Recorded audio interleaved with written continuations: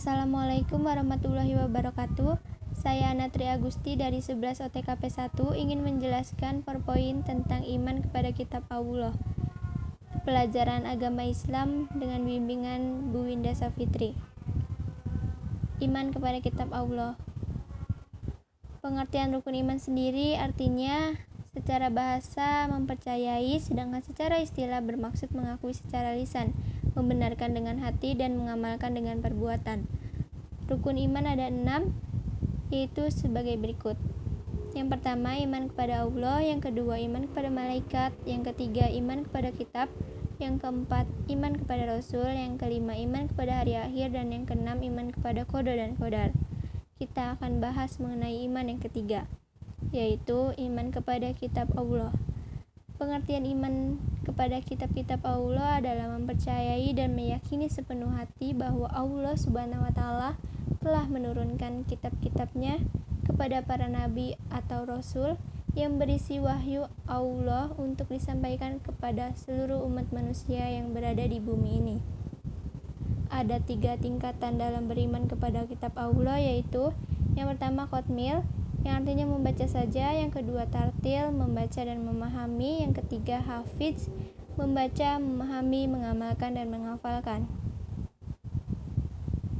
Allah menyatakan bahwa orang mukmin harus meyakini adanya kitab-kitab suci yang turun sebelum Al-Quran, seperti disebutkan dalam firman Allah, yaitu, "Wahai orang-orang yang beriman, tetaplah beriman kepada Allah dan Rasul-Nya, dan kepada kitab yang Allah turunkan kepada Rasul-Nya, serta kitab yang Allah turunkan sebelumnya."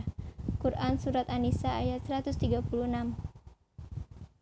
Kitab-kitab Allah. Yang pertama, kitab Taurat. Kitab ini diturunkan kepada Nabi Musa sebagai pedoman dan petunjuk bagi Bani Israel. Yang kedua, kitab Zabur. Kitab ini diturunkan kepada Nabi Daud sebagai pedoman dan petunjuk bagi umatnya. Yang ketiga, kitab Injil.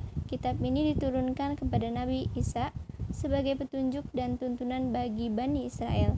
Yang keempat, kitab Al-Quran. Kitab suci Al-Quran diturunkan kepada Nabi Muhammad SAW untuk dijadikan petunjuk dan pedoman bagi seluruh umat manusia, bukan hanya untuk bangsa Arab.